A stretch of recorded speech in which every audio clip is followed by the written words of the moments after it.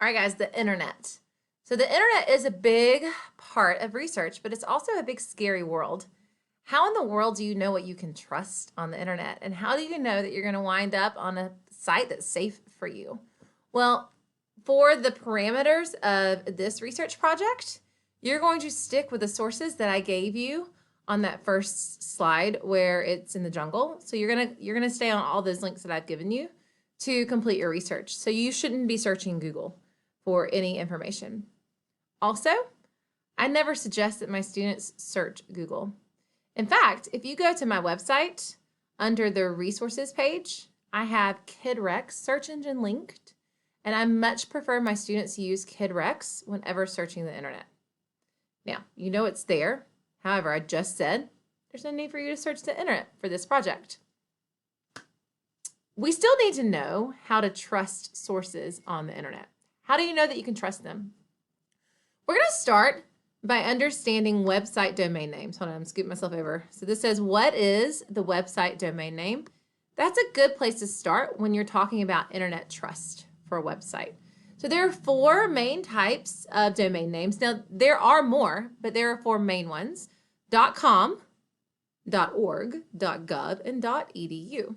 Now, what do these actually mean? .com actually stands for commerce. Commerce means buying and selling and trading. That is commerce. So a .com website originated as places to buy, sell, and trade. Org, O-R-G, stands for organization. .org, an organization is something that's going to maybe fundraise or raise awareness of a cause. But the primary function of an organization is not to make money. The primary function of a commerce business is to make money. .gov, what do you think that one stands for? Government. So .gov is what our government websites use to be on like the government domain. Now, .gov lets you know it's a government website. Only our government websites can have .gov. And then .edu, what do you think that stands for? Education. So EDU stands for education, and educational websites will have .edu. Now, Lake Norman Charter, we are LNC lakenormancharter.org, I think. I think we're org because we are a nonprofit organization. We don't have an EDU website, but like universities and colleges often have .edu websites. Okay, so those are the four different main types of websites. And knowing what that whatever stands for helps you to understand what the website's main purpose most likely is. If you see .edu at the end of the server name, then you're going to know that it's an educational website, or .gov, or .org for organization, or .com for commerce. Now, I don't want you to think all .coms are not for research. Oftentimes, great websites have .com at the end, but com does stand for commerce. So I just want you to be aware of that when you are searching websites. So below, I've got 6 Whitfields here. I call them mini Whitfields. And they link you to different kinds of websites that support different website domain endings, .com, .org, .gov, or .edu. I want you guys to explore these websites, and I want you to ask yourself these questions as you're looking at them, okay? So when you click into these websites, there's 6 different ones. Each Whitfield links you somewhere different, but I want you to ask yourself, does this website seem reputable? Does it seem like it could have like a good reputation as a website? Look and see what it's showing you, what it's presenting to you. What's its main purpose? What's it trying to get you to do?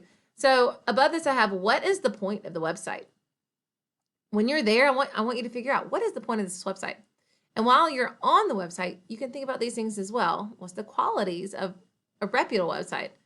How do you find out who wrote the materials on the website? Ask yourself that when you're looking at it, like, who wrote this? Why are they writing this website? Why did they create this? What are the reviews? Oftentimes, websites will have reviews. What are they?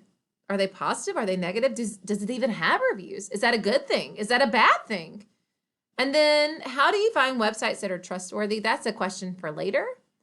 But now your challenge is to click into each of the 6 mini WIP fields, look at the websites and those websites only. So you can go to those websites, but you're not allowed to go to any other websites, okay? The website should open in a pop-up browser, like another tab. And so you just close that tab in order to get back to this page and go to the next website to evaluate it. And when everyone has enough time to do this, your teacher will pull you back together and you guys will let her know what you think each website's purpose is. What's the point of the website? So think about that. If you need to take notes, you should have paper and pencil with you because we are working on a research project. If you need to take notes on what you think each website is trying to get you to do, what the point of it is, you can write that down. So when she's asking, you have some good material to tell her. I love to come back with the whys too. So if you say, I think that this website's trying to teach me something, you probably need to follow that with because, right? Okay, guys, enjoy, explore these 6 mini WIP fields. I'll see you back in a minute.